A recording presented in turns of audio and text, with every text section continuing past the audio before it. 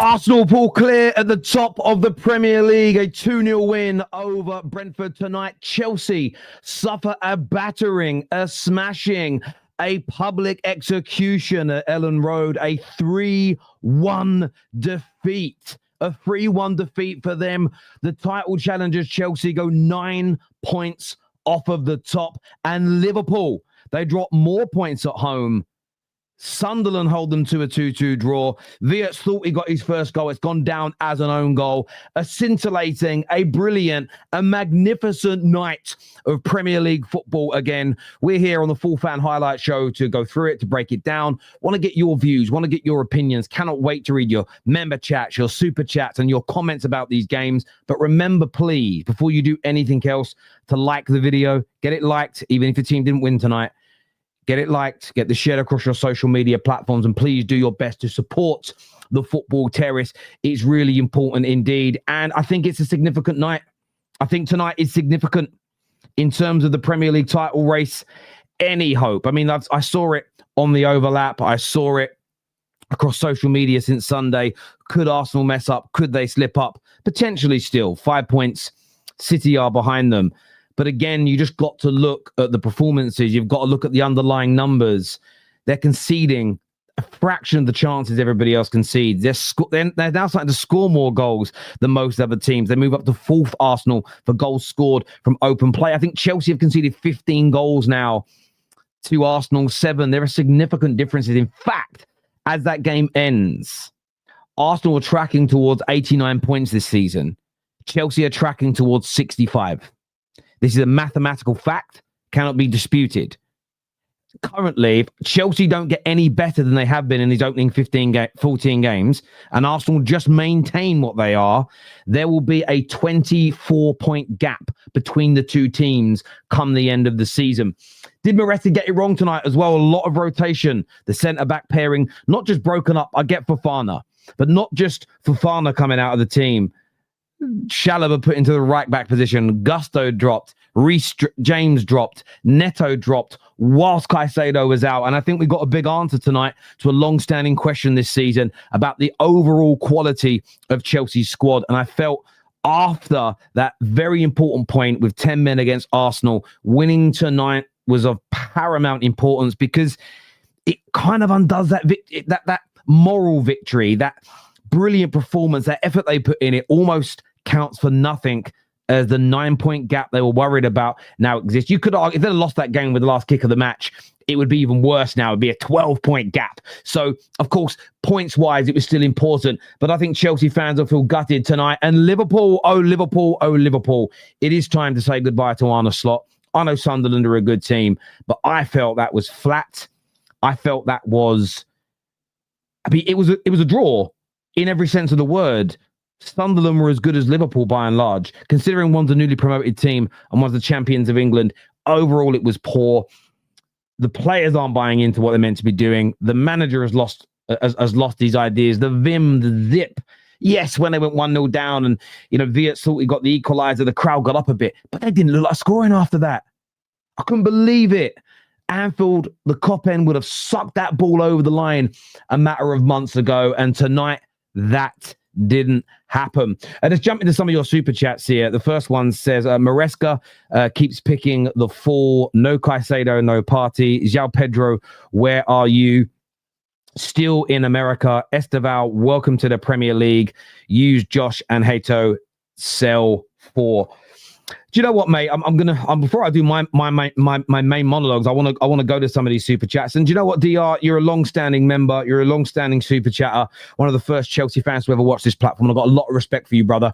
And for me, I agree with everything that you said. I saw Chelsea fans doing up this nonsense. They were glad Caicedo was getting a rest. Crazy. Of course, you needed him. Maresca tonight, though, you're 100% right. He got it so wrong. He got it so wrong on every single level. Too many players dropped from the team, not enough intensity, but then it's execution. You couldn't handle the first 10 minutes of the game, but then players like João Pedro, Gittins. I'm not going to go in too hard on Estêvão just because people like Don were saying he's better than Bukayo Saka. I'm not going to go in because I'm going to treat this young 18-year-old how he should be treated, and that is a special talent. Talent-wise, he is the truth. Talent-wise, he is amazing. But you are probably going to get more games like tonight, more games like the Arsenal match where he has to be taken off at half-time than you are the Barcelona performances. It's normal for an 18-year-old. Get off his back, stop overhyping him, stop putting pressure on his back, and let him develop. This is the Chelsea that we should be worried about. Look, we spoke about this earlier on today. I still think Chelsea will be in and around the title race this year. They'll be a handful of points away. Arsenal will drop points at some point soon. I think they'll close the gap again. But tonight's one of the reasons I don't think they'll win the league. I don't think Arsenal this season will suffer the kind of results Chelsea have against Man United, against Brighton, against Sunderland, against the Leeds United. I don't think Arsenal will do that with the regularity thus far. 13 games in, and I think 3 very winnable matches for Chelsea have all ended in defeat through ill discipline, bad management, and certain players, centre-backs not being good enough. And I know a lot of people are going to go in on Rob Sanchez tonight. Barring a pass where he could have got that was really bad, that when they were 3-1 down, nothing was on him tonight. Although I still think they need to improve that area because I think form is temporary, class is permanent. He wasn't a fault at all today. But the centre-back's not good enough. And once you start removing Caicedo's, once you start removing Neto's, once you start removing Reece James and Gusto's, they drop down that level, which is why I think they can push in the race, but they're just not going to be able to win it. Got to improve those areas. Chelsea and their legendary title run of the 11th. Oh, you did it the wrong way around. The 30th of November until the 3rd of December season. Also, the relegation battle might end up elite this year. Yeah, what a win. I mean, Wolves are out of it, but big win. I don't actually know all the results of the other games. I wasn't even looking. I was so intrigued in the 3 games tonight. Thank you, Luke, for encouraging everybody to get that like button hit. Really important to us that you get that done, everybody. So if you haven't done it yet, please like this stream. It's easy to get up for your cup final games so far, but not so much to handle everyday business. Where's Don at? Almost Spursy. Hashtag proper Chelsea. I will say this. This is exactly what Nina was talking about. Nina, when she was on Sky Sports, a lot of Chelsea fans cooked her. A lot of rivals cooked her. This is also when you know you're not at the elite, at the top end of the elite clubs, when these games actually concern you more than the big matches. Are your players as up for it? Are they a bit complacent? Can they actually perform? Like, you look at Chelsea, Barca, City, Arsenal, and then away to a hostile ground. Do they have it in them yet to perform 3 times in a row in that regard? Clearly not at this particular moment, but it proves that she's right. And that doesn't mean Chelsea are not improving. I still think they're shooing for the top 4. I still think they're one of the best teams in England. I still think they can win the cup competitions. But tonight was bad, and I think Maresca should have made, with Caicedo missing, less changes. It's time to hear the Chelsea wafflers remind us how they are title challengers. Villa for the title. Listen, they're in a great run of form. They got they maintain this. They've got an excellent opportunity of top 4 football. I think what they're doing this season, considering they spent no money, has been masterful. Masterful. Chelsea fans, enjoy the draw now. Bye-bye. Beating Sunderland 2-0 at home isn't for everyone. Glory, Man United. They smash West Ham tomorrow. Bro, me and KJ spoke just before I went live. If somehow we don't win tomorrow, I cannot tell you the level of anger I'm going to feel. Patrick here says, results show the difference between being capable of challenging for the title and actually doing it. Maresca and Chelsea still have maturing to do. Agree completely. Agree. Chelsea think they won the battle, but they lost the war. All that efforts on the Arsenal game and lost their main midfielder for 3 games and dropped more points. Terry, I made money on the Chelsea and Liverpool results. Well done to you, Rosie. Well done. Hammy here says Chelsea got erectile dysfunction, can only get it up for a 10 out of 10. Bunch of jokers, think they were in the title race. Boomaguna says, what are the chances Don shows his face tonight? I would say almost 0. I don't think any Chelsea fans will turn up tonight. I don't think we'll get a single one on. They've all got the link.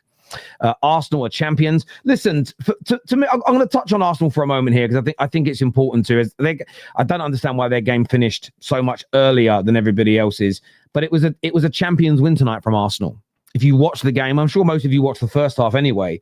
They were the better team. They conceded one chance in the match. They conceded one shot on target again. The XG was so low, and you can't ignore these numbers. You can't ignore that element of their performances. But they weren't at their clinical best tonight, Arsenal. And I felt they put themselves in a bit of a precarious position where it's 1-0 going into the last 10 minutes. They had most of the ball. They had most of the chances. Noni should have killed the game off in the first half. And you could feel the anxiety and the nerves in that stadium. And this was a game that last year Arsenal drew. Facts. This was a game they drew 1-1. They threw it away. They conceded a sloppy goal. Eze comes on. Saka comes on. They finished the game off. But what impressed me the most tonight about Arsenal, was the fact that they already had... So this is the difference between them and Chelsea. I know they were at home, but they're playing a better team in Brentford. This is the difference between Arsenal and Chelsea for me. Arsenal already had Saliba and Gabriel out injured. Kai Havertz out injured. Gyökeres isn't fully fit, so he's on the bench as it stands. They then rotated out of the team Eze, Saka, and Urian Timber from the main starting 11. 7 players. So through injuries and rotation, there's 7, and I might be missing one off the top of my head, but Trossard as well would normally start 8. You can put one back in because Odegaard, I think, would start when fully fit, fully flowing. 7 of their main 11 that they would normally start out of the lineup, they got 2 injuries in the game where they end up bringing Timber on and put him in his slightly weaker position at centre-back. I don't know how bad those injuries are. We'll wait to see what Mikel Arteta said. And they were still the dominant team. But the reason I call it a champions win is because they weren't at their clinical best. I think Arsenal fans will look at it and say it's one to forget performance-wise, but they still got the job done. And it's what champions do. In the last 2 matches, Arsenal haven't been at their best, but they've picked up 4 points. They've maintained their advantage at the top of the league.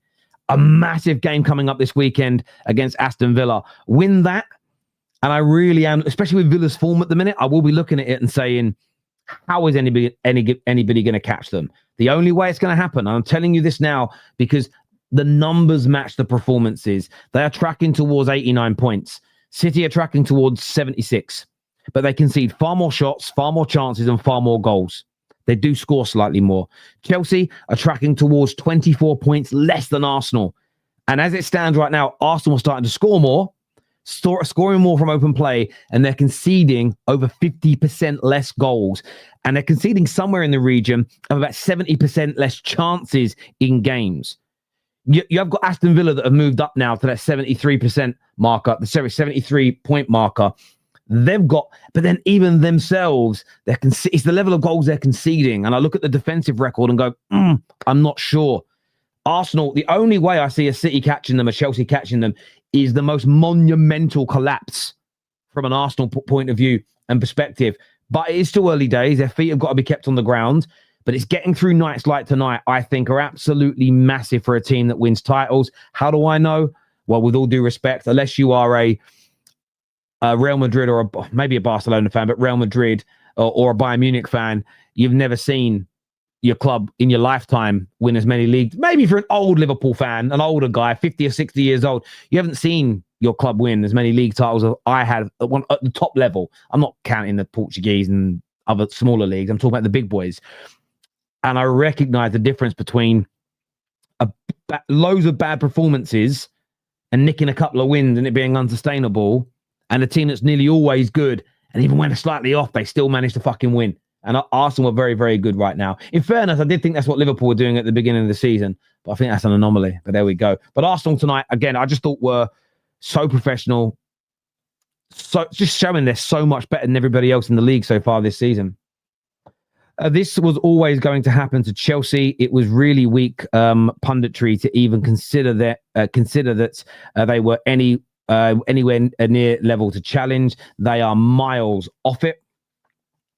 Look, I think it all depends on what you mean by miles off it, how many points you think they're going to be away. But I was shocked tonight, really, with Chelsea. I thought they'd go into this game. I thought Neto would start after Estêvão came off at half-time. Their next game's at home, maybe, against Bournemouth. Maybe there you rotate a few players. I get Reece James because of his injury issues, and I get Fofana coming out the team. But with Caicedo missing the game, that's already 3 players out. You cannot be making 2 or 3 additional changes on top. I think that's crazy. Personally, I think that's too much. I think that was crazy. And they didn't listen. Leeds United have scored the most amount of goals out of any club in the Premier League. No one scored more goals in the opening 15 minutes than Leeds. You know what Ellen Road is like at kickoff. Raucous. You've got to be ready for that. And they weren't. Very, very poor from them tonight. Now I am more upset how City won. So close. Come on, you Gooners. This here from Josh says, I disagree when you say you're not at the elite level when these games concern you, because I've seen excellent world-class teams choke up. Well, this is the thing that I'm not just talking about tonight. I said I don't think Chelsea are at the very top of the elite end. I love you, Josh, but that isn't quite what I said. They're in the elite end of the spectrum. They're world champions. They're in the Premier League. What I didn't say is, what I said is that they're not at the top end of it. Because I feel with Chelsea, when you, and listen, Chelsea fans will agree with me. They know. You take out their main 2 centre-backs and put the guys in tonight, they can lose to anyone. You take Caicedo out, you take Reece James out, the level drops hugely. The elite end of the spectrum, the very best teams, they can have 2 or 3 players out and still maintain a certain level. We've seen it with Arsenal. When you look at Liverpool at their best under Klopp, when you look at City at their best under Pep, the top end of the elite spectrum, they're able to do that. City won a league title where KDB missed most of the season. As an example, if Arsenal don't win anything, Arteta has to go. Listen, I do understand that train of thought when you look at it from now. Look, context always needs to be applied. But Arsenal, I understand why a lot of people now have them as the clear favourites. I absolutely get it. Do you know what, guys? So far, no Chelsea fans have turned up. Where has Chesney gone? His big mouth's gone on the run. Where has our Chesney gone? Where has our Chesney gone? And no one's got any excuses. It's 10:30 at night. What are they doing at work? Where has our Chesney gone? He's putting his legs up in the air again. Where has our Chesney gone? Where has our Chesney gone? And Husam, where's Husam at? Where's my brother Husam? I want to know where he is. On the Liverpool game, Terry, what's your views on Liverpool tonight? The Liverpool game was the hardest one of all 3. It was the one I watched the least. So I want to be very, very mindful when I say this. But I felt that Liverpool tonight were flat. I felt they were uninspired. They don't look like they're working for this manager. I'm not a fan of that behavior, but it's what I saw. Yes, they had 23 shots, but 4 on target. Of 23 shots, there was only 1.46 XG. What that tells you is that was a lot of pop shots. That was a lot of average chances. They created 1 big chance in the match. 1. That's what you've got to look at. Gilt-edged chances, 1. Even their goal, listen, I know he celebrated. His shot was going out for a throw-in. It just got a lucky deflection. That's a simple fact. They were poor tonight, Liverpool, on every single level. And the one player I'm going to shout out is Chiesa. Without Chiesa, it was a defeat. Without Chiesa covering, had he given up, maybe if Isidore hits the ball with a little bit more power, he scores anyway. But they were a Chiesa block away from losing again at home tonight. And yeah, they had a lot of the ball. Yes, they did create some chances. But again, when I look at that Liverpool team tonight, Isak, I just thought was awful. Gakpo, awful. Szoboszlai put out on the right. It isn't working. So again, I know that I saw a lot of people, Mo Salah's been dropped. He's the reason. He was dropped. He was on the bench in the first half. They weren't that much better in the second half, in my personal opinion.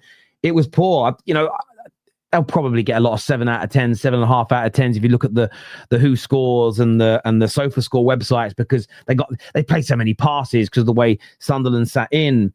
But they just lacked any real invention, and it was flat. And you could hear that in the ground. Anfield again tonight, a morgue for large parts of the game.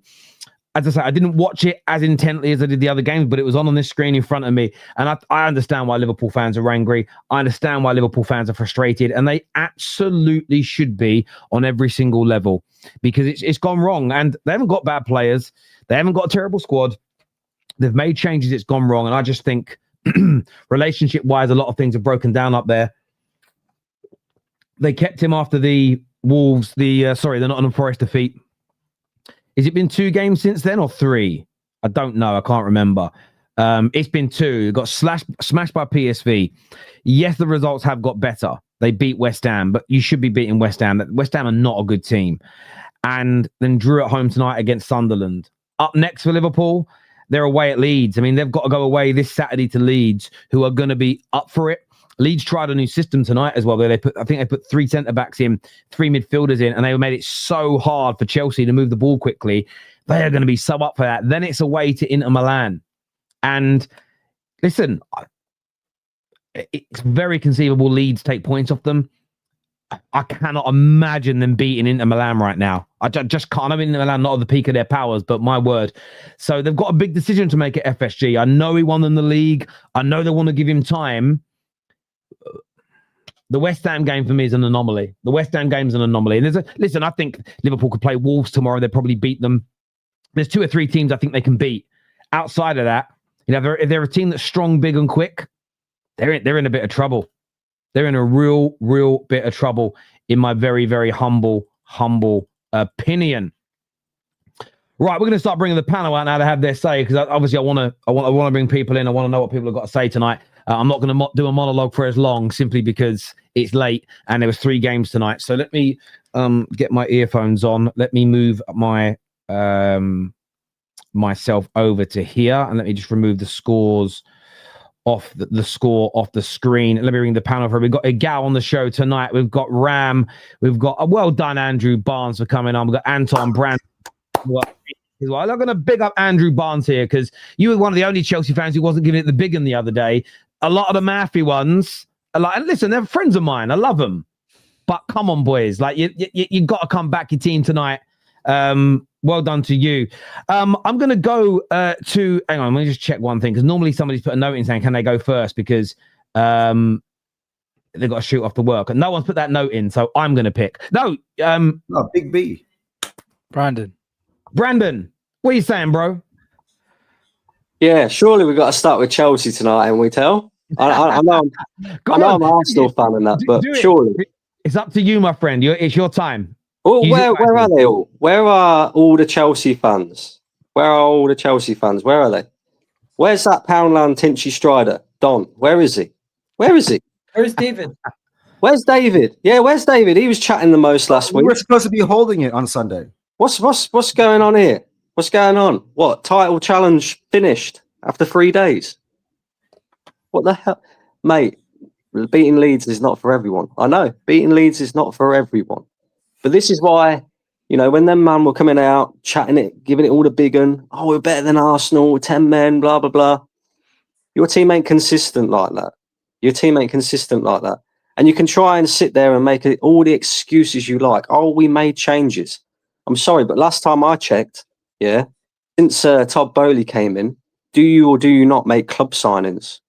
You don't make signings for the manager, you make club signings. And last time I checked, you spent a lot more than Arsenal, 1.4 billion to be precise, right? And they have the biggest chat when it comes to us. Oh, you must challenge for a league. You must win something under Arteta. Well, Arteta spent 900 million. Your club has spent 1.4 billion. Yeah, billion on that squad. So there ain't no excuses for you lot. No excuses. Oh, here they are. In fairness, Winter Surfer always comes to these shows. I don't think he's missed Winter. Big up Winter Surfer. He hasn't missed a match reaction in probably 3 years. So, but yeah, all the other lot, they want to turn up when things are going well and not turn up when things are not going well. Like, come on, lads, come on. Yeah, me, Egal, and the rest of the guys, we're here, win, lose or draw. Yeah. But anyway, on to Arsenal. It wasn't the greatest of performances tonight, but we didn't need to be at our best. It was just important that we won the game. Very important that we won the game, especially after Man City winning yesterday. City, when you look around the rest of the league, I think City are going to be the closest challengers. The only thing that sort of helps us out with City is that the defence is not too great. However, there is a January window coming up, and if any teams can, go out and spend money to correct that, it is Manchester City.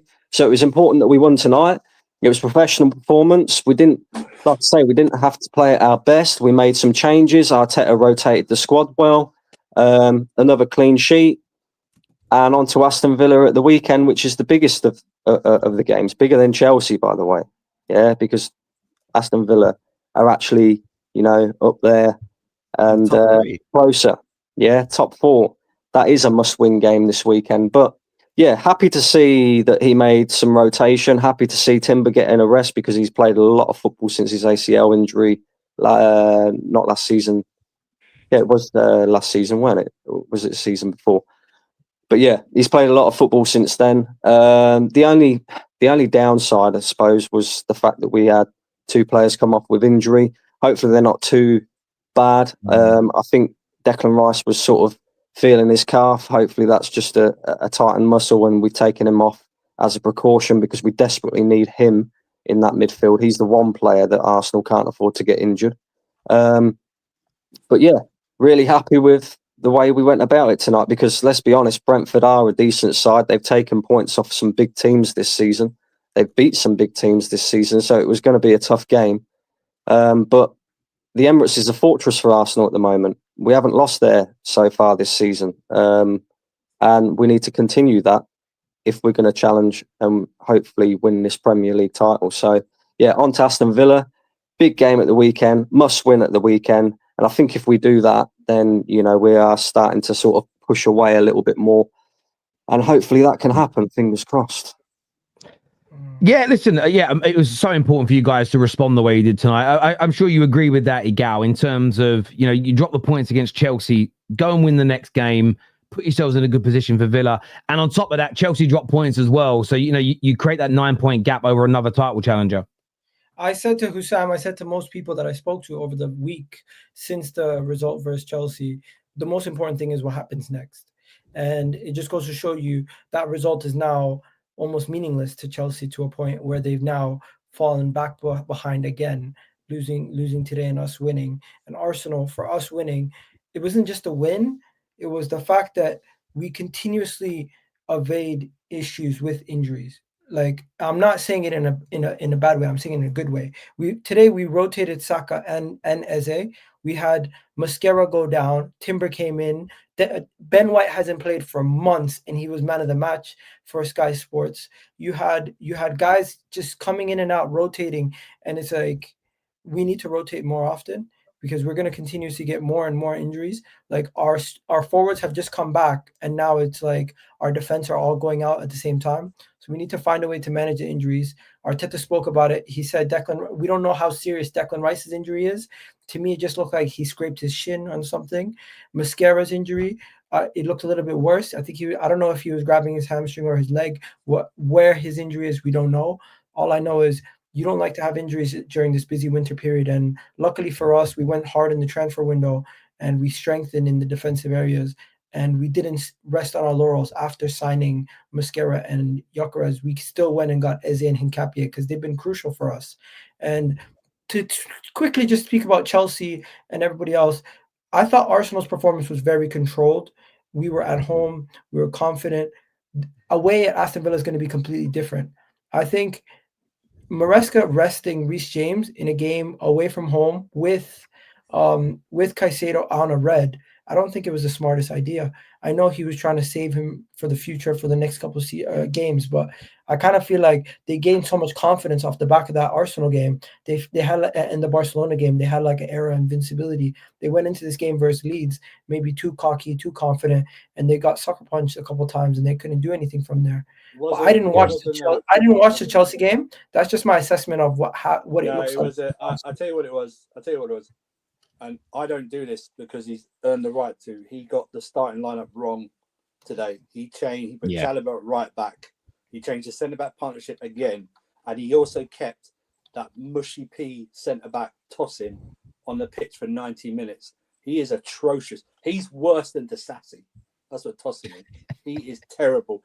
That third goal, Terry, did you see him do a little tantrum and like he was blaming other people? I couldn't believe that.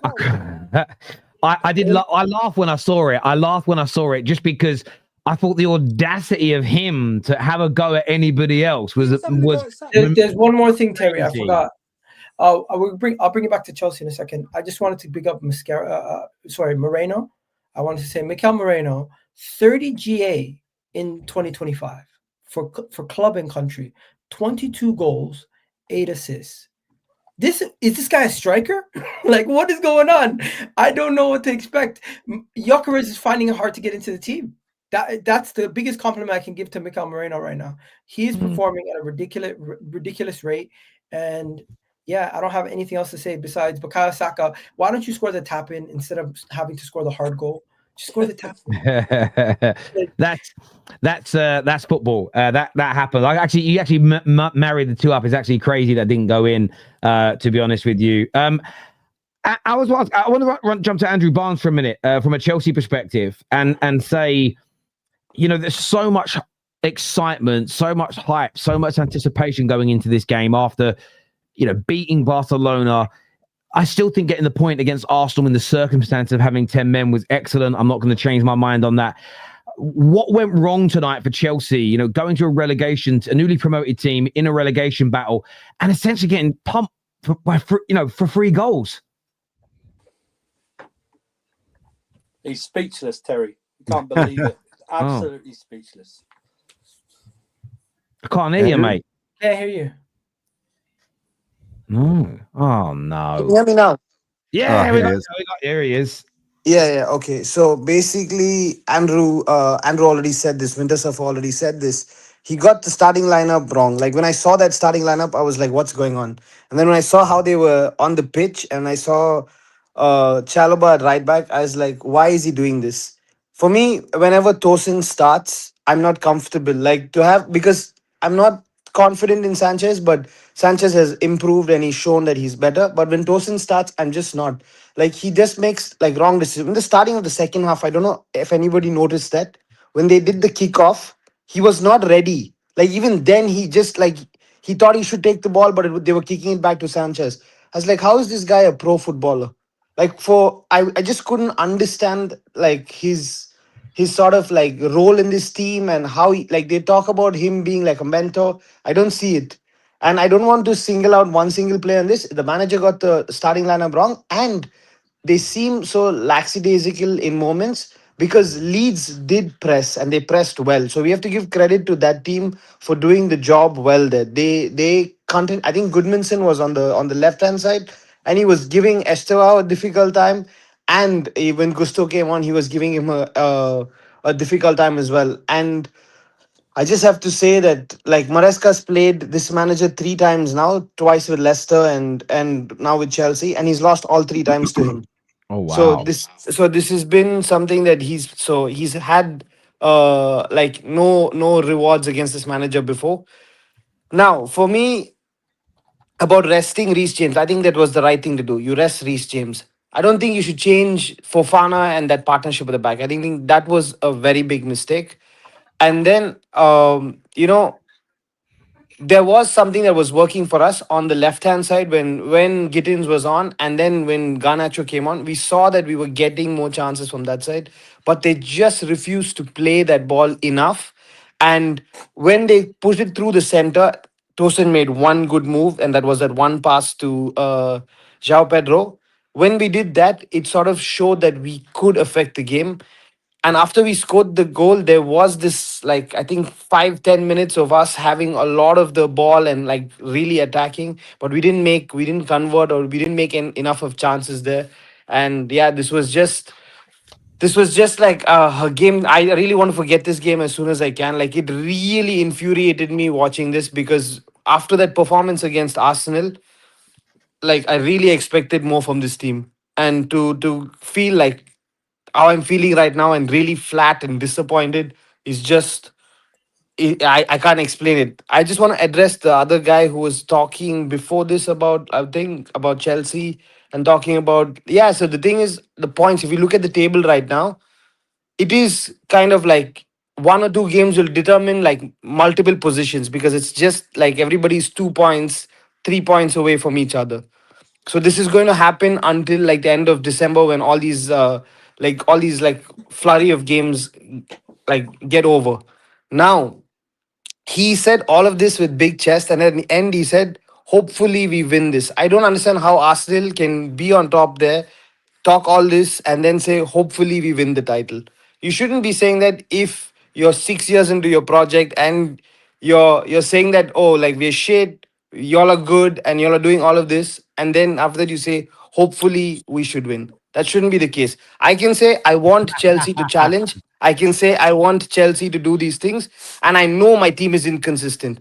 2 years into our project, every competition that we've been in, we have challenged. We have won 2 trophies.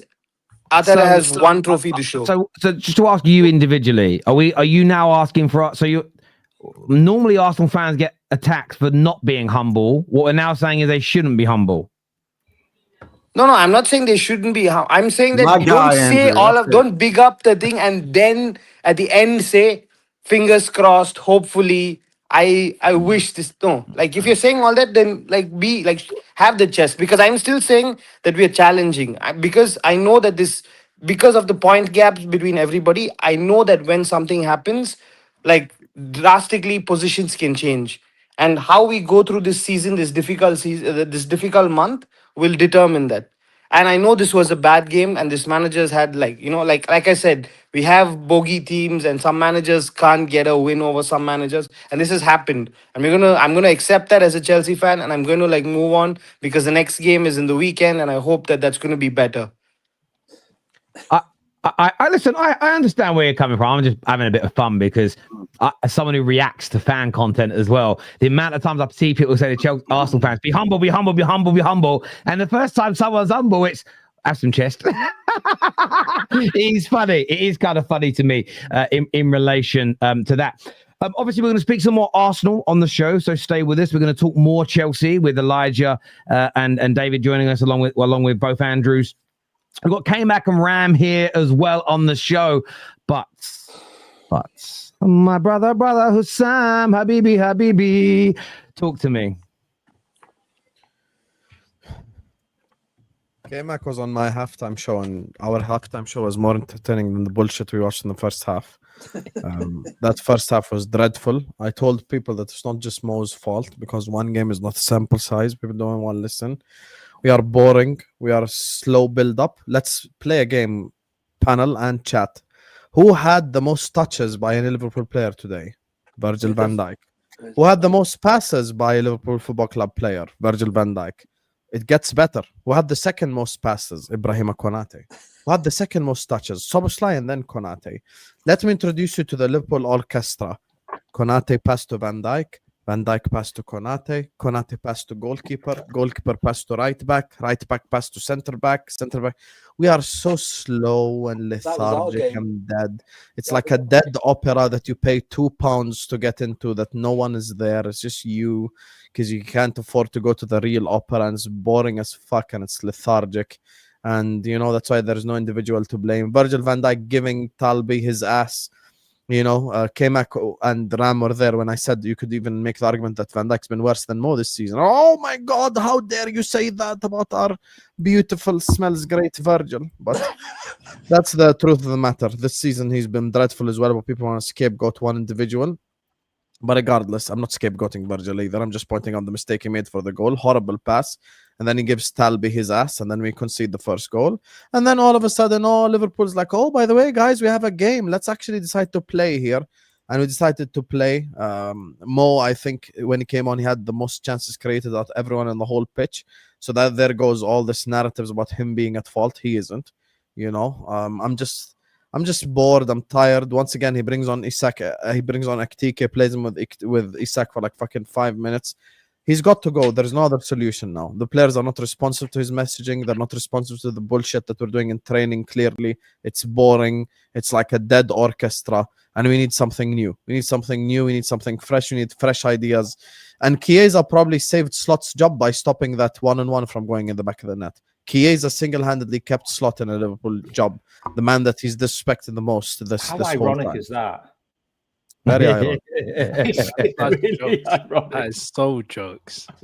Imagine that. That's crazy. Isn't it? It's like if one player was going to go, oh, I slipped and the ball went in, It should have Yeah, been. no, easy. I hear that. Guys, we're going to come back to Liverpool in a minute. So I've got to run to David because David only got 5 minutes and he's got a very important job tomorrow building Formula One cars. So we've got to go to him, right? I'm going to big him up. But David, talk to us, bruv, because I know you're a big geezer. You got quite a big chest. But tonight, what went wrong? I finished work at 8. I'm still working now, so I'm not even finished. The fact I had to sit there and watch this game was so disappointing because I saw the lineup at 10 past 8 and thought, oh, we're cooked. What do you mean Badia Shield at right back? What happened? He's left footed. It don't even make sense. It actually doesn't even make sense.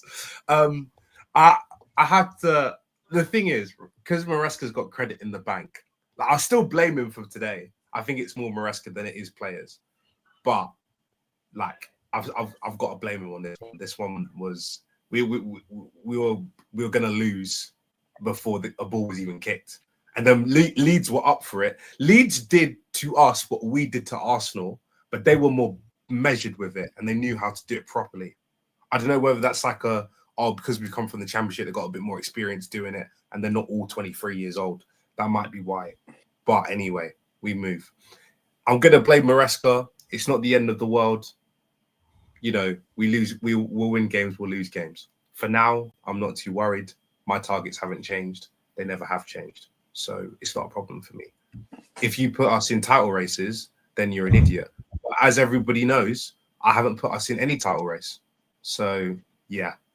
Standard. It's pretty standard night. Standard Chelsea behavior. But Terry, as well. Terry, you know, Terry.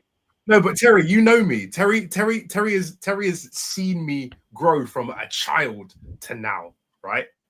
And one thing that's always maintained is title races does not start in December. No, in fairness, yeah. David, 3 days ago you were telling me to hold it. Now your targets haven't changed. What is this? No, Anton, I literally said after we beat Barcelona, even if we beat Arsenal, I ain't putting us in a title race. I don't get too high and I don't get too low. Those are just like the small writing at the bottom of the contract, you know. Anton, you're new to this. I've been in this game for a while. You won't. These guys will tell you, you won't catch me out, bro. I literally said after another bit debate. Go look at the reaction. I don't get too high, I don't get too low. You can't call me out on this. I said it was a good result in isolation, but I didn't then go and sit there and go, "Oh, we're gonna win the league."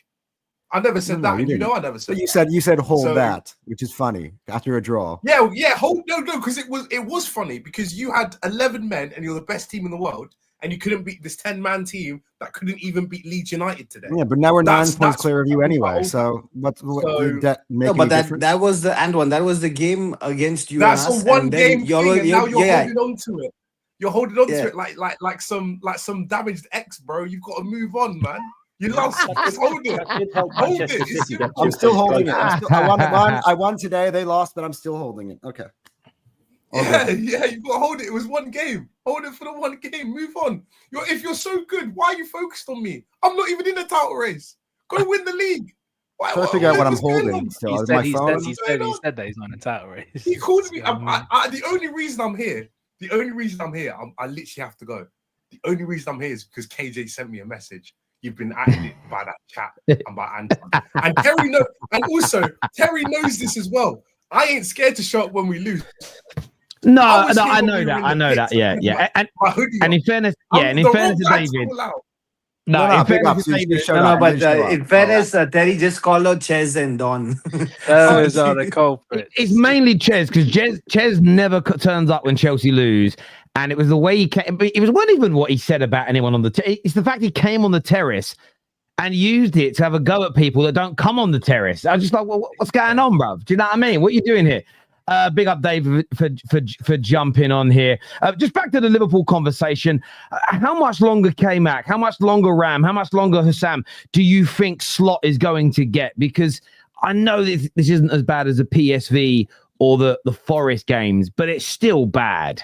I mean, it's terrible. If you The thing is, right, the one thing I'm holding on to is that we have sacked managers when we've drawn games before. We drew against Everton. We got rid of Rodgers. We got rid of Rodgers. But the problem is, right, the guy, the club has made their statement about they're gonna see the manager through. They're gonna back him and all that kind of stuff. Obviously, in Football Manager, that means that the manager's gone, but in real life, this is real life.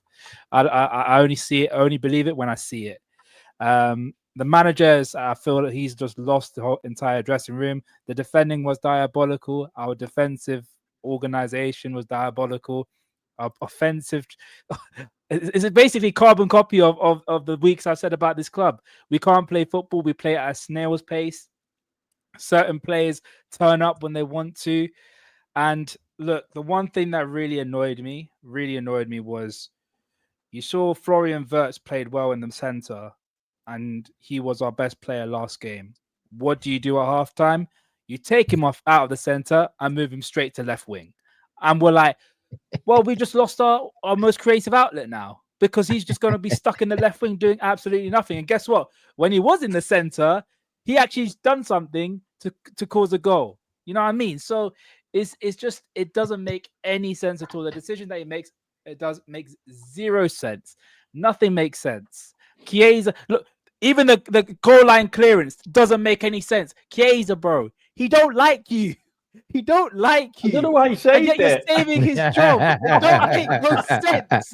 This game don't make no sense. The club. It was ironic that he saves him, but I also thought was really ironic tonight, massively ironic tonight, is Wirtz's worst shot of the season goes in. It's over a corner. That's what I'm saying. I actually felt really when I saw the replay, that clearly an own goal. I actually felt really sorry for him. Hopefully, though, I know I don't want to see Liverpool do well, but if I just remove my Man United hat, hopefully the buzz that gave him scoring helps him moving forward. But again, I didn't think Wirtz had a bad game individually tonight. There was a lot more. If I'm looking at one of your new players tonight, I'm looking at Alexander Isak again. The guy anonymous times. And Terry, I want to just quickly touch upon. I'll be honest though, like that's the most he's touched the ball in a game. I'm going to quickly touch upon preseason about this. Like, is this Liverpool's plan for 2020 for 2026, like 2027, moving forward with Arne Slot? Just give the ball to players and they'll just spam it into the box. Just cross it to no one. Like just keep on just pumping the ball into three massive defenders, because that's going to work. Quest is here. That ain't my issue. The issue that I have, so bad. And Husam and I were on the stream on Sunday. Sam, we can't hear you, Sam. I think you're trying to say something. Your mic's off. No, but the whole point. The most exciting thing about the whole thing. He's putting a big food on. Like I was more excited the fact that someone on Husam's show who was a Liverpool fan won a shirt. That's what was more exciting today about that while I was watching the game. But I think the one thing that I want to talk about, because certain people got a lot of stick for having this opinion when it came to Salah not playing, and me and Husam sat here on the terrace being like, I'm telling you, Soberside did not look good going forward. The guy was vacating that right-hand side. He was playing centre. I saw him take up centre mid positions again today. But apparently it's Mo Salah's fault. Yes, it's Mo Salah's fault. Everything's Mo Salah's fault. Yeah. And people think Mo Salah came on. Mo Salah came on, and we look absolutely worse than what we are.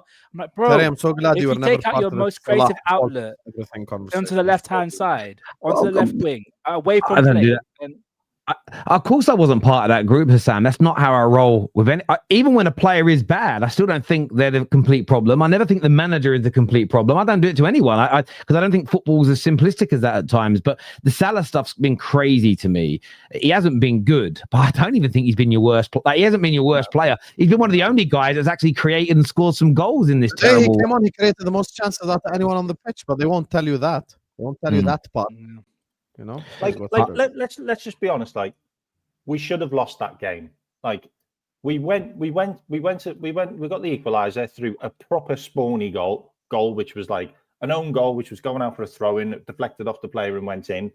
And we could have lost that game because we threw every single player in the box and they kick the ball from their goalkeeper right down the middle. Like, that could have been like one of the worst goals conceded, where their player just stood on the halfway line and waited for the goalie to punt it. And he ran clean through, and just because Spaghetti Mafia was on and he still had some fitness in him, ran all the way back and cleared it off the line. That would have been absolutely embarrassing. He did it for the fans. Like, he did it for the fans. He didn't honestly, care about. We would have lost 2-1 at home to Sunderland, like, with a goal like that. Like, the guy's got to go anyway. Like, I want to. Yeah. Go on, go on. Say, because it's interesting, because obviously everyone's loving off the fact that we're still raging about this football club. It's crazy how we're still 2 points behind Chelsea and we're shit. That's the crazy bit. That is the crazy bit. We are shit. Well, and we're 2 points behind them. It's one of the things that I did. I was messing around with Don. Listen, I don't think this is where like conversations need to happen rather than just agendas and hot takes all the time. There's a place for those things. If Man United win tomorrow, we go level on points with Chelsea, who a lot of people said the other day could win the league. Now, I don't think we'll maintain that. And the reason I don't think we maintain it, though, is because of the performances generally and the underlying numbers. But you know what's crazy?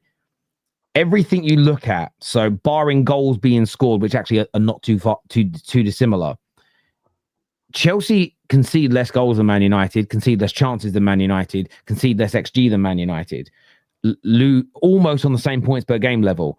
The difference between Man United and Arsenal, though, is so much closer than Chelsea and Arsenal. And unless something changes, that's just a fact to a point. Right. And I want to point this out to everybody today. If Chelsea's levels maintain what they've done for the first 13, 14 games the rest of the season, they are going to end up finishing. And Arsenal just stay the same. There will be a 23-point gap between the two teams. That is a mathematical certainty unless Chelsea start getting better, conceding less chances, scoring more goals, winning more games, and Arsenal have got to get worse than they are now. The point is, I see it on Kwess's face, and I know what Kwess is saying. He's an honest man. He's like, I think we might get better, but I don't see Arsenal getting much worse. And and maybe they will. But that just shows the differences here between it. And that isn't even a dig. I still think Chelsea are an excellent team. I think you can win the Champions League. I think you can win the FA Cup and the League Cup. I think you can do that. I just don't think you can win the Premier League. It's so hard to win in this country. It's unbelievable. But as I said, though, I still think Chelsea, though, over the next 10 games will pull further away from the Man Uniteds and the Liverpools if Liverpool keeps slot, to be fair. I don't think this closeness will maintain because you are better than we are. I'm just pointing out like there's differences here. Anton, I'm going to go to some more super chats soon. We haven't forgot about the ones we didn't do earlier, so stay with us. But Anton, obviously a really important win for Arsenal tonight. What did you make of it, considering the injuries and the level of rotation as well? Yeah, by the way, before we start, can you read off how Arsenal would track, City would track, and Chelsea would track by the end of the season? Just again for the people. Yeah, don't read us off. Opta are giving us 64 points. Opta are doing that based on the teams you're playing. Currently, Liverpool are tracking towards 59 points this season. Man United are tracking towards 61 points. Chelsea are tracking towards 65 points. Villa, 73. City, 76. Arsenal currently on course to get 89 points. All right. So we're winning the league by 13 points right now. Damn. That's all I'll say on the positive stuff. I actually was really, really anxious about today's performance, honestly. I thought this was one of our worst performances of the season. I wasn't very filled with confidence when I saw Arteta's lineup at the start of the day. Like the three of our starting back four were all out. Which means obviously we had to play Rice again. And I'm a little bit worried about his fitness, how he came off at the end. I'm not going to lie. I'm not to say like all of a sudden Anton's gotten all really negative. I'm just going to get this kind of stuff out of the way before I get back to the positives. So, and I thought that I think he held back too much on some of his main key attackers. And I was very frustrated with Noni Madueke today. And I was a bit frustrated as well with Gabriel Martinelli today. And now we get to the positives. Honestly, this Premier League is meant to be easy. I mean, meant to be difficult. Sorry, excuse me. Meant to be difficult. right now, like, I just, Terry, you were saying on the six side, It's that humble Anton's thing, going to be calling it done, and I haven't called it done really, but I'm so tempted to do it. Like after watching City yesterday, the way they were leaking goals, one after another, 5-1's not safe for Manchester City right now. I don't see them having championship medal anymore. It's gone. Whatever they had is gone. I'm coming in with a chain today because it's just missing that little medal at the end, and I feel like we're gonna add that in May. So, yeah, one of those games where you gotta win. We weren't playing our best, but I'm feeling confident moving on. We can hopefully start, and I reckon it took Arteta way too long to bring Victor Gyökeres on today. I'm surprised why he didn't start. Get a big up to Moreno for scoring and assisting. But I think it's time that we start the striker that we paid a lot of money for. It's time to put our best lineup together, and hopefully Saliba is back, because I am worried about the back four right now in terms of health, and I'm worried about Declan Rice. And that's the biggest concern for me right now. The Premier League's easy, though, isn't it? I mean, I think that's the thing, though. Like, we are literally I'm having a meltdown in terms of our injury crisis right now, and yet we're still 5 points clear at the top of the league. That's what it is. Like, generally in years past where we've had these such situations, our season is falling down the tubes, and right now it's just not. And I think that's a credit to Arteta, because every time players are coming out, then another one's coming back in. So Mascara comes out, Saliba will be back on the weekend. I think that's just kind of the Rice one is concerning. That one for me, if that one happens, if that becomes serious. Yeah, I do get what you're saying. Sorry, I need to put my watch on charge. I understand what you're saying. The tracker thing, by the way, it can change. It's not a guarantee that's the point you're going to end on, because it's based on, it literally is just taking the points you get per game and working out your average and what you're projecting towards. If you do get the injuries, if you start drawing games, losing more games, obviously what you're tracking towards will drop.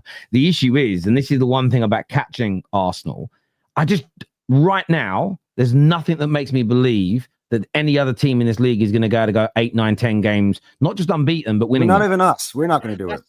Well, you've already done one run like that. Didn't you win 6 or 7 on the bounce? I think we might do one more close to it, but I don't think we're going to go. I agree. There's too many difficult away games in the Premier League. That's what I think. I don't think it is easy. Like I don't think it is. You're just a very good team. If I'm being honest with you, I wouldn't play yourself down like that, to be honest with you. Because one more thing I want to add, because Seb's just come onto the screen. We won the league at Anfield. We won it at the Lane. We've won it at Stamford Bridge and Old Trafford. No one can say the same. Is the Etihad next? I was looking at the schedule. I think we could win the league at the Etihad this year. That would complete the set. Oh, yeah, it'd be great if you win champs as well. That would be freaking unbelievable. Like, the only team that could claim that they won at all the big 6 sides grounds. That would be historic, wouldn't it, Seb? It was in a span of how long? 100 years? Whatever. Have you guys done that in any span whatsoever? Won the league? They've won all the European trophies, bro. Like, every trophy that's ever made. All of us on this panel have won a European trophy. I'm just gonna say every trophy that's ever made. We all want ours is European coming. trophy. It's well overdue. I think ours is coming soon. If not this year, next year, on this panel sometime in the next 5 Europa years. League and Champions League. Just letting you know that. Yeah, but we won the whole set. I'm just saying. Look, I gotta say, I'm obsessed with the Champions League. I would absolutely love to win the Champions League. That's why I only get Champions League patches on my shirts, because I didn't see you said it. I've got a few super chats before I go to some more people on the panel. This says Chelsea fans are in witness protection program right now. In fairness, Don is up in Leeds. He was at the game. He has messaged. He's okay. He said he's going to get smashed now. He's on a work do. Remember when Arteta played Saka at left back, is what Carl says here. Best year to be an Arsenal fan. Big up all, is what Bald with Beard Gaming says. I mean, it's always a good year to support a club when you're the best team in the country, isn't it? Although I wish I can't relate anymore. Chelsea doing the reverse Jesus title challenge alive. Sorry, challenge to Jesus. I was football here. Title challenge alive and dead. 3 days The ago. reverse, Jesus. Sorry, jokes too good. Do you know what it does remind me a little bit of? I don't 3 weeks too early. No, but I think Chelsea won't capitulate. I'm getting feedback from someone. I'm not too sure where that's coming from. It might be from you, Andrew Barnes. I'm muted. I think it's gone. Do you remember a few years ago, United went on a good little run, and then we had to go away to we were like, we might be in this title race, and then we had to go away to Crystal Palace, and I think we drew, and then we lost the next game. But we had 1 week of talking about maybe being in the title race, and then we lost. It's always horrible when that happens. Go back and check, Terry. Every time Chelsea gets a great performance and people go gaga over them, the next match they drop a stinker. That's what they are. Well, listen, I can buy into that. I mean, did they lose the next game after they beat Liverpool? I don't know. Couldn't have done it. I don't remember, but maybe. I do remember last year when it got into December, they were 1 win away from going top. And then that run after that for 2 months was poor. But that's part of being in a title race. You can handle the conversations and the talk. Where's Waffle Don? Where's Chesney Hawks? Where's Carefree Lewis? In fairness to Lewis, he doesn't come on our match reaction shows. Yeah, I don't think I've ever seen him here. Where's Winter Paddleboarder? He is here. This was sent before he arrived, to be fair. These Chelsea wafflers need to apologize. Oh. You know, I actually got a special request here from Cal. He's at the office, so he couldn't come on today. He desperately wanted to, but he did request me to press Chelsea. So I'll let you boys talk, and I'll get back to that later. But yeah. This here says that we won the Club World Cup and Conference League. You spent $900 million to come in second place. You could have just been my girlfriend for that, mate. I've got to ask these Chelsea fans this question. Yeah, would you take winning so if Arsenal end up winning a Premier League, would you take winning a Premier League over those 2 trophies? Because I 100% all of you would. Yes. All of you. Yes, that's an easy answer. Yes. Exactly. What do you mean? Would you take? As in, would you take the summer trophy? Yeah. Would you take the Premier over the summer trophy? Coming up with this, it's coming up with the banner about you spent all this on. They look like they're going to win a league title. They look like they're going to win a league title, which you guys haven't won in. Well, coming up to almost a decade right now. So, bro, come on, man. Yeah, but we won the Champions League 5 years ago, and we won 5 years ago. Amazing. Bro, like you can't say anything, Anton. You have never won it. Like if anybody else can talk on this panel, you have never won it. You can't. Spurs can talk, and you can't talk. If anyone can talk on this panel, I'm the one tracking to win the league. I think I can talk. Yeah, we'll see at the end of the You know, David's the own right now, pulling his beard out. Like he's just getting mental. You know, half the stuff I say on here is because I know David's watching, and I know he's sinking further and further into his couch, and he's like, all that comment is literally, I feel as though the guy typed and he's crying. He's crying. Yeah. This is from MNG. He says, congratulations to Arsenal. The league is yours. To all Chelsea fans, deflate your chest and be humble. We're nowhere near a title. Maresca trusted Tosin too many times and isn't learning. Hashtag Maresca out. Well, what do you make of what do you make of that, Elijah? Because I know you were very happy in last few weeks, but what did you make of tonight, my brother? Terry, these players are a bunch of pricks, yeah? That has got to be one of the most embarrassing, unacceptable, unforgivable performance I've ever seen, yeah? We have faced Leeds United, who are 19th in the flipping table. 19th. They ain't Liverpool. They ain't Man City or Arsenal. They are Leeds United. I understand, yeah, that anyone is a difficult place to go to. But I'm sorry, our squad and our starting lineup should be more than capable of beating Leeds United. And we have failed tonight, yeah? Let me tell you, yeah, Tosin has got to be one of the worst centre-backs I've ever seen. Do you see that third goal, Terry? Instead of clearing it out, what does he do? He gives the ball away, yeah? This guy's been worse than Chalobah. Great assist. No. I'm not accepting that. Tosin has been worse than Chalobah, Badishil, Josh Ajipong, and even Lever Cole this season. And I want this guy gone because he is not good enough whatsoever. He has been the worst blown up this season, Terry. Yeah, not only him, Enzo Fernandez, shocking. The second goal, gives the ball away, and then they scored. Then the first goal, Terry, yeah? And this is why I don't understand why Chalobah was playing as a right back. It makes no sense. Both him and Delap did no marking for that first goal. And Robert Sanchez, I mean, this guy was unbelievably awful today. The first goal, he should have kept that out. And then he did some bozo moments after that. Shocking. Absolutely shocking. You know, Andre Santos as well. Awful. Like, everybody was awful today. But guess what, Terry? Do you know what do you know what Enzo Maresca did? He decides to still put Tosin on the pitch for the whole game. For the whole game. Like, he almost got sent off, Terry. What He almost got sent off.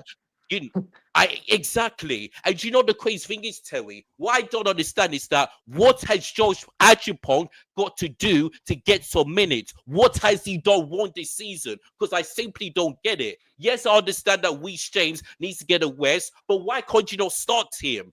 I know this guy's 80 years old, but give this guy a chance, man. Because other than the Brighton game, he was good. He was good. I just don't understand this. And to be fair, Leeds United deserve this win, but we have been awful. And when I've been telling people we are not in the title race, people call me negative. People say I'm a fake fan, and people say I'm going way over the top, or you're no Chelsea fan. Shut up, yeah? Shut up. Because I've been saying we ain't good enough for the title race. When it comes to Christmas, we are absolutely awful. We ain't got the squad to do it. We ain't got the players that can perform consistently. And we cannot be like Arsenal, Man City. And you know what? Like you said, Terry, if Manchester United win tomorrow, they're on the same points as us, as the same points as Chelsea. And Liverpool as well, 2 points behind.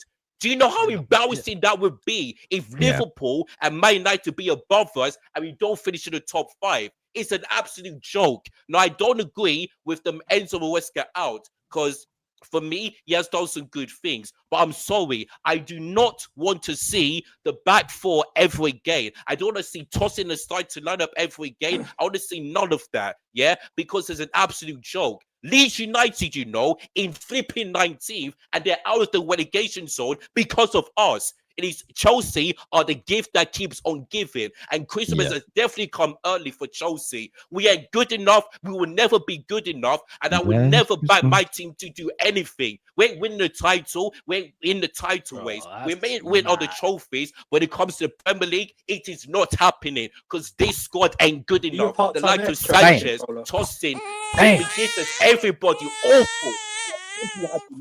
Back to you, Terry.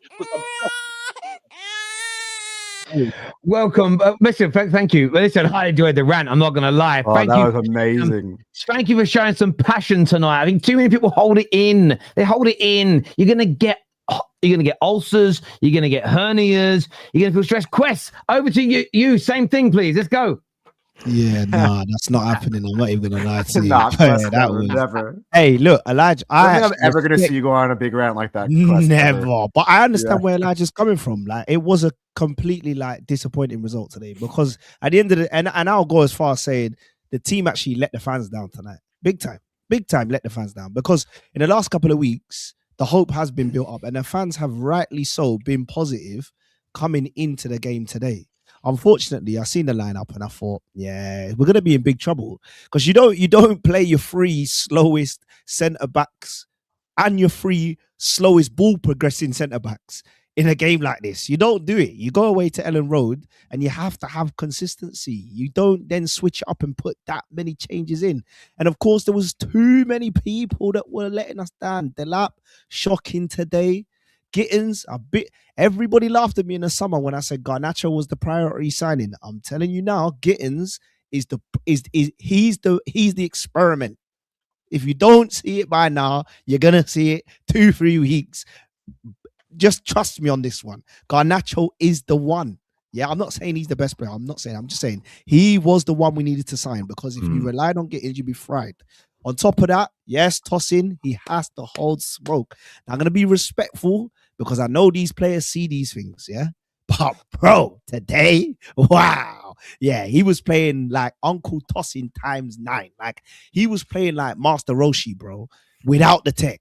Just 95 years old, no composure. Now, that third goal, What's most haram about it, yeah, is about 2 sequences before that, he gives the ball slow to Sanchez, which means Sanchez gives the ball slow to Chalobah, which means then when Chalobah resets the ball, which he shouldn't have done, right? But they kept doing it all game, it comes back slow again. So then you see it filter into every single player. Then Gusto does a Gusto where there's no way in the world you should ever give it to your centre-back there. Just hook it, gives it to Tosin, and instead of Tosin, being the senior man, because remember we had this argument a couple of weeks back. I said he's our most experienced player, but unfortunately he's the worst, right? Instead of him to hook it, he tries to play it to Sanchez, and now it looks like Sanchez is the one making mistakes. That's what I'm actually most upset about in this game, is some of our best players. Winter Surfer, what are you seeing there, bro? I'm listening. All right, bro. It looked like you tapped into the stars. Yeah, listen. For me, what was so frustrating is some of the players that have improved the most have then been let down by some of the players that caused the most headaches. Tosin, let me jump. It's true. I need to ask you a question because you along with Don on the Football Terrace. Whoa. This is going to be crazy. Hello. You along with Don on the Football Terrace have both said that Estêvão is better than Bukayo Saka. Okay. No. Did you say that? No. I'll got you back. Chat, get the clip. Okay. So you said he could be. Donna said he is. What have you made of Estevão's last two performances and tonight? Because 2 games running, taken off at half time. Do you think it's maybe too early to give him this much exposure to Premier League games? This is exactly why I said you have to manage this person correctly. Why Maresca started him, I don't know. It wasn't the right game to start him today or last game. You start Neto every single time. Because where Estêvão is at right now, you have to bring into games. You bring him into games, especially in a game where you're going away to Ellen Road and you can already see in the first 5 minutes, right? He's getting kicked up his ass. Fine, he's not playing well, but he also had a chance to rifle it top bins. So it's not like he was playing horrible. The issue then was every time the ball's going into him, he's having to hold up the ball, which is not his game, because the lap's not coming over. So you see little things. If you watch a game of football and you don't just look for your emotions, you'll see the little things. Like I'm saying, even today, building out from the back, I know Ram was saying, the reason why you have to talk about Tosin is, if you play football, you understand speed of the game matters. Watch Tosin again. When you go back, go see it. Every touch he takes, it's stop the ball, set the ball, then play. That's too slow. What I give credit to Arsenal for, City for, Liverpool for, they play quick. 2-touch football. Not us. Yeah, I don't know. I'm pretty sure we've been pretty slow today. We were slow. Not been great at this season, but you play fast football. Yeah, honestly, that's what gets you out of trouble when you're in possession. So for me, I'm just looking at it like today is so frustrating because honestly, it was a game we could have won, probably should have won, and it looks like we've been reset. And unfortunately, I have to put that on Maresca's lineup today. I have to put it on the individual players. Estêvão, I'm not even going to have a conversation about because at the end of the day, the boy's 19. The fact that he already looks like one of our best players says a lot about where some of the other players should be at. I'm not going to say the squad is bad. The squad is good. No, but what I agree with you, Kwess, what I agree with you is that, like putting him in to start these kind of games where there's a lot of physicality and the ref, I really liked how the ref controlled this game where he didn't like unnecessarily stop everything. But this was a very physical game. So you can see that it got to him. Like he's not used to that where, that people are like, making those like touches or the tackles. He even kicked out. He also almost got, they checked it again. VAR checked it and they kept the yellow card. That wasn't a foul. That was a kick. It's just that was a kick. He kicked out because he got frustrated. You can see that he didn't have the temperament. But this is why. This is my view, right? And I've been guilty of doing this in the past. We get excited. There's already like Estêvãos going around, Estêvão to Estêvão. That's all happening because better than Saka, better than this guy, better than that. I know we all want to big our players up. I've done it myself. But I think there's this element. I'm not saying you did. I'm saying you are going to get a lot of these games from an 18-year-old, a 19-year-old, a 20-year-old. He's going to get even more stick from rivals. And as you said, players see this stuff. Because you've got people like Don going on SDS, one of the biggest podcasts in the world, the Football Terrace, Saeed's channel, and talking about better than Saka, trust me, better. It's like, I just think equally, don't go over the top when he has a bad game, but don't go over the top when he does something good. I think you've got to help him by being humble yourselves, personally. I agree, but can I also say one thing about Don that he is right about? He has consistently said from day one, it's always the centre-backs. And I said earlier in the season, maybe 4 or 5 weeks ago, I said, whenever we change the partnership, things go wrong. You've seen the last couple of weeks when it's been I don't disagree with him on that, but it wasn't just that today. Not starting Neto, starting Estêvão as an example. You also in the first half, especially, you couldn't pass through them. You couldn't work the ball around them. You weren't moving the ball quick enough. It wasn't. Yeah, and also Terry, they were playing a high line. Terry, they were playing a high line, and we could have given it to Dilap, and we didn't do that. You could have done things. Listen. I don't think his centre backs were good today. I think though we haven't even mentioned how poor Enzo Fernandez was today on the ball, without the ball, how poor he was for the second goal. That's not because Tosin was on the pitch. Individual players, I don't think Enzo had a bad game. I don't think Estêvão had a bad game. I don't think Dilap had a bad game just because Tosin was playing. I think these individuals have to be held account. On your point though, because Kwess mentioned my club, and the one thing that a lot of other Liverpool content creators like Kopish and Husam has said, we don't criticize the centre backs as well. We also criticize the midfielders. Why aren't the midfielders dropping in? We've constantly on every stream we've said Gravenberch doesn't play as the extra centre back. McAllister doesn't show himself for the ball. If you're talking about your centre backs not being able to pass out from the back, because I had a look at your goal. Like, where's your midfielders dropping in deep, trying to get access to the ball? Where are they? But 2 goals were directly the fault of the centre backs. The corner was not cleared, and if you notice, right, Sanchez didn't try to claim that ball. Why? When he's been doing that the last 4 weeks, what changed? The change is the confidence you have in your centre backs. That is always what happens. Your centre backs give your goalkeepers confidence, they give your midfielders confidence. If you don't have and Arsenal fans, I don't expect anything else from you. When the last week against us, you were saying, when we lost 2 centre backs, look how much we changed. I'm not saying it's all on Tosin when we lost previously, but I'm saying today, purely because of how much confidence he took away from. You don't have to hear it. Here's something else then. But I'm telling you, I know my team. My pushback is why, as Enzo, as people like to say, one of the best passers, one of the most press-resistant players in the Premier League. Where is he showing up to help aid these poor centre backs? No, but the mistake also, the mistake also was Enzo. Enzo was pressed today and he lost the ball. The second goal was Enzo losing the ball. There was a press. They pressed really well. Leeds, again, we have to give credit to Leeds. And I said this before, this manager, Enzo, has lost to this manager 3 times now. Twice as a Leicester manager and now with a Chelsea manager. So it has to be some tactical thing that he has over him. I mean, and for me, the ironic thing, how important Caicedo for me, the ironic thing is that I know Ram, you didn't say this, and Husam said this earlier in Straight Facts. He said that our front line is not doing enough, or is not potent enough. I think we are 3rd best for goals for in this league, behind Arsenal and Man City.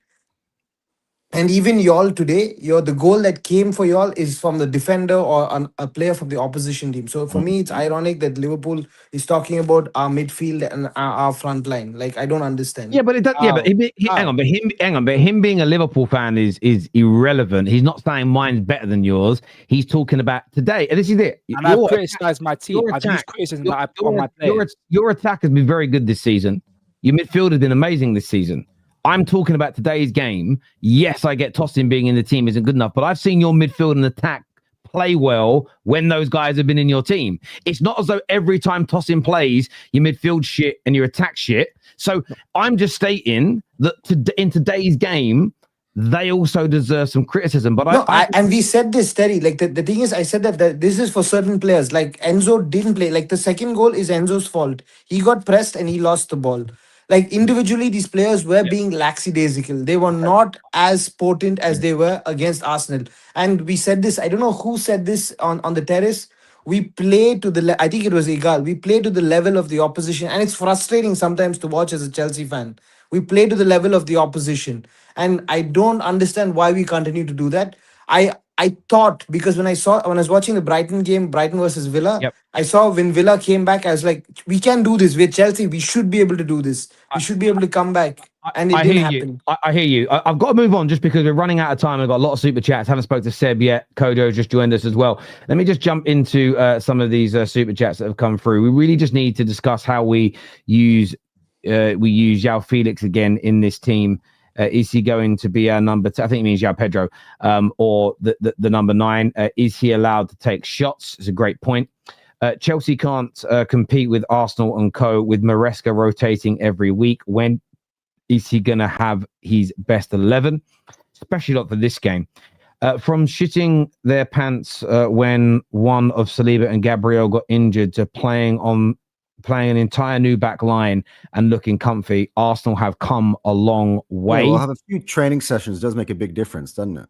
Like No. They're talking about no. You misunderstood. He's talking about 2 or 3 years ago. If you got one of those players injured, you guys shit yourselves. Now, we're far more comfortable. Score prediction for Arsenal Villa. Right now I'm going 2-2. Right now I'm saying 2. Oh, Terry, what are you doing, bro? Being honest. 2-2? Oh. Sorry, you're meant to be an Arsenal fan. You're meant to back the team, bro. What are you doing? Yeah, exactly. You're on loan to us, Terry. You have a duty. I'm sorry for not being honest, but for not lying. Sorry. The 2 trophies, Conference League and Club World Cup. Ooh, is what Wayne says here. Well, win them Arsenal then, innit? Win them. First, chat about it. They can't win the Conference League. They're in Champions League. They can't win the Champions League either. I actually really hope we win the Carabao Cup, so in February we can just be like, have a trophy, and then you guys can start shit up, and then 2 trophies in 6 years. I applaud you. Yeah. All right, guys. Please let me do these super chats. So I'm going to run out of time. Sorry. Arsenal will drop points, but who will take advantage? That's what we spoke about on Straight Facts earlier on today. Arsenal could lose 2 or 3 games. I think everyone else is definitely losing 2 or 3 more games this season. So, has Chelsea not spent more than everyone since 2002? Yes, they have. It's not debatable. How exactly are they into their second season of the project? Did I miss that? Again, people like to define projects from when managers start. Their project started at the very least under Poch, because of the way they buy, the types of players, the profiles. That's when it begun. Changing managers doesn't dictate a project, in my opinion, but that's just me. Chelsea fans, Arsenal must win the league. We have a better team, but we should make top 4. Deluded fan. Well, that's Don that said that. No one else here. Esther, wow. Esther, how? Hold that, Chelsea fans, is what T-Wiz has got to say. Big up Leeds, my world champs, is what T says here.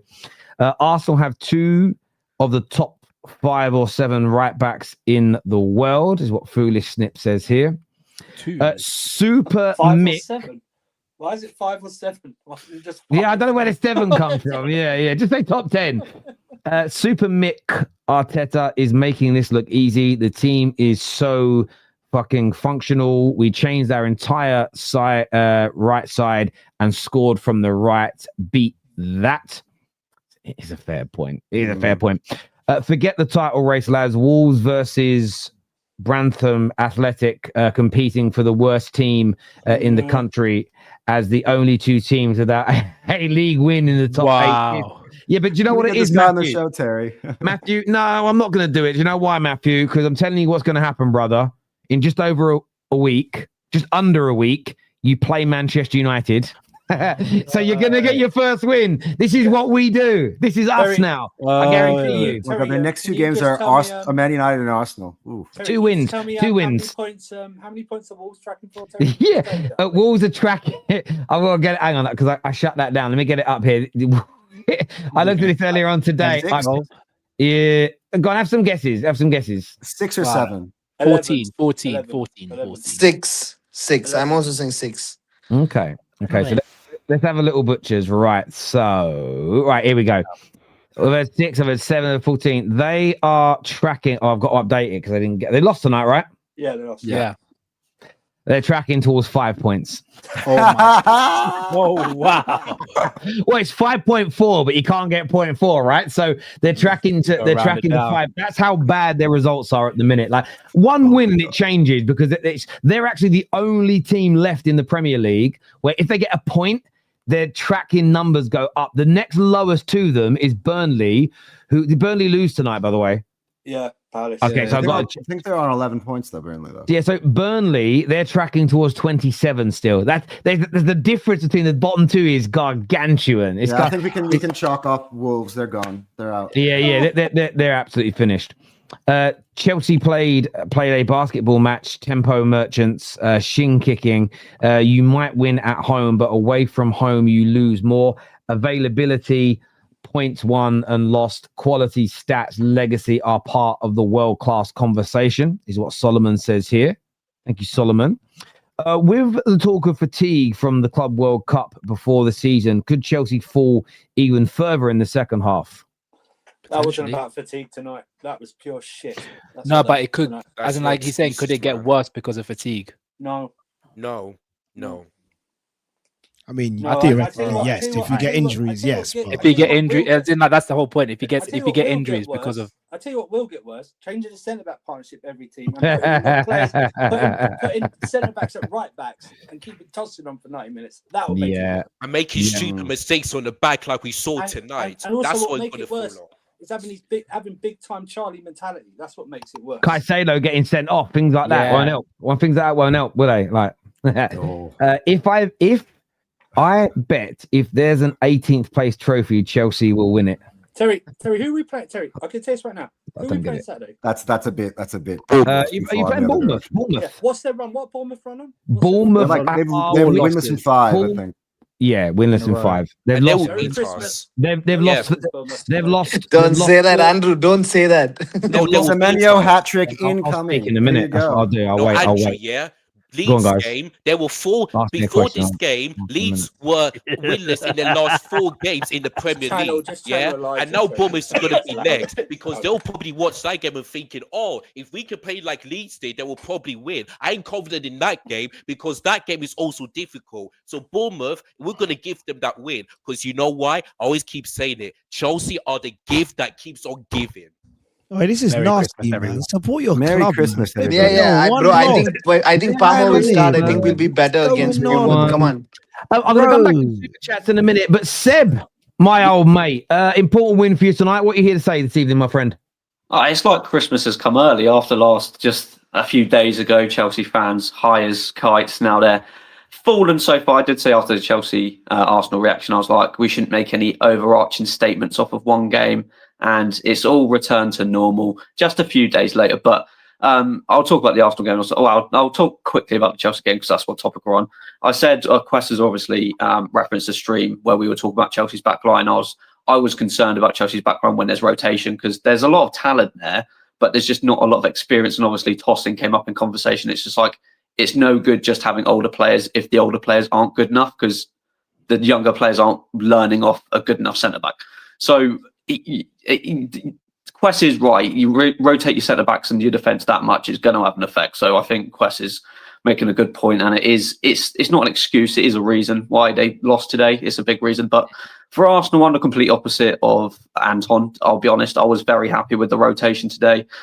We've got a deep squad. You've got to rotate. Otherwise, you're going to keep picking up injuries. I was very happy to see Ben White back in the squad, especially because when Timber gets his injuries, it's usually a long-term injury. And Ben White's so good. People forget how good he is, and I think he showed today how good he actually is. Gets man of the match in his first game back. He hasn't started a game since Manchester United on the first game of the season. So I'm very happy with that performance. I want these games to be boring because I just want to win them. I don't care. I was more than happy to watch that game. They didn't threaten us whatsoever. They had one shot on target in the game. I was not worried in the slightest, even seeing the lineup. So I know Anton was coming. Obviously, we're having a chat in a group chat about a lineup, and I wasn't concerned whatsoever. And I was right not to be concerned. It was pretty easy.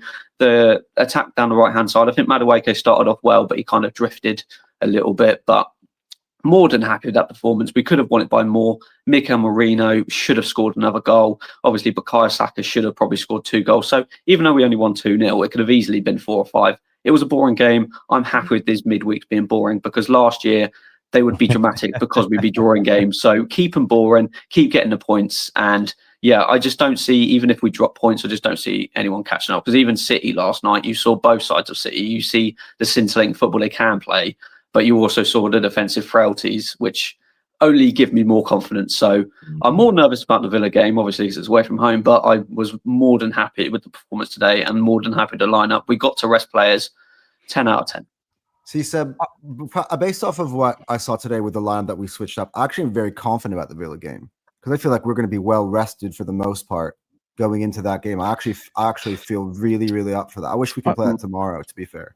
I hear that. I'm going to go to Kojo in just a second. I need to get through these super chats. Anton, man, City could sign Gahey and Semenyo in January, and their squad could look a lot better. Well, Semenyo's parents were watching your Arsenal game today, so keep your feet grounded and wait until May. If you jinx us, this fan base will come for you. None of you guys. If we don't win, it's not because I spoke. It's because the players weren't good enough, and Arteta dropped the ball. It would nothing to do with Anton. It's your jinx, Anton. It's your agenda. I believe in God. There's nothing to do with jinx. This is crazy stuff. No, well, if you believe in God, because I believe in God.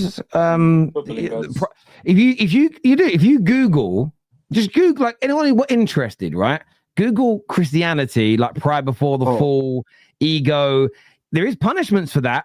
There is. It's in the Bible. I swear it is. My nana always told me. So yeah. I know there's a tree behind me, but I'm actually not Christian. My girlfriend is. So that's I don't know. Well, I'm just saying. I'm only going by my side of things. The football gods are real. They're just not called the football gods.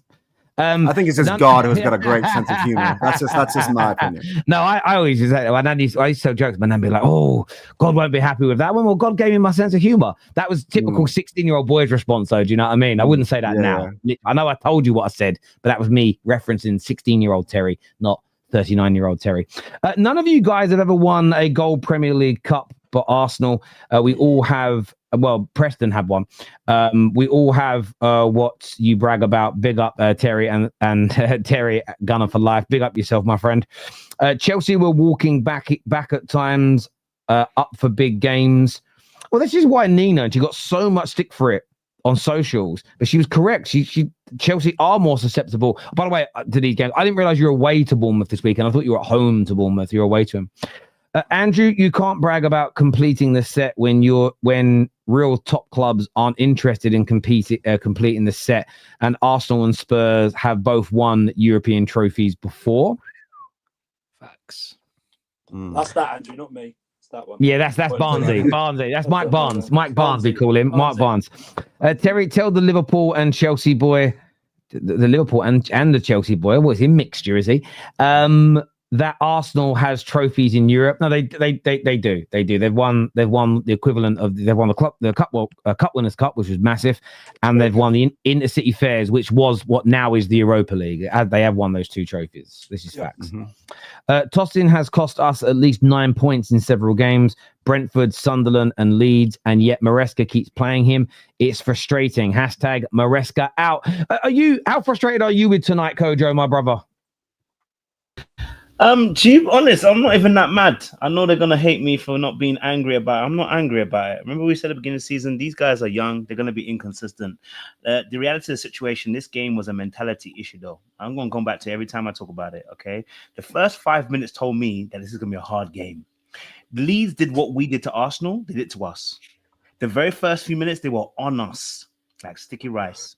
You know what I mean? Like they were physical, they were strong, they were going into tackles. They made it a really difficult game for us, and we just never caught up. We never caught up. You know what I mean? Like I know we can talk about the lineup and say we could put somebody here, somebody there. I'm gonna be honest with you. If it's a mentality issue, no matter who you put there, I think we were bound to lose this game the way that they came into the game. It was a mental issue.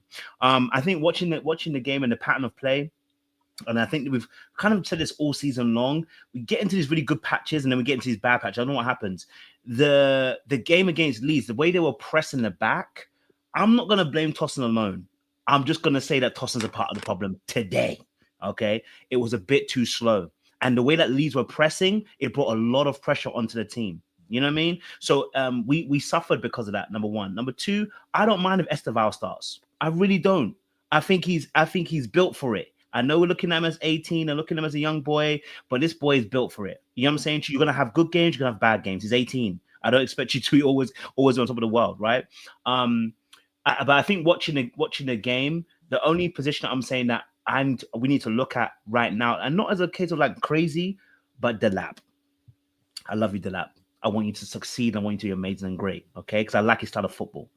But how can Guy come on for a few minutes and hold up a man? I'm scared. Guy came on for about 15 minutes, and within that few minutes, he had his back to goal and was holding up the defender, something that Delap wasn't doing.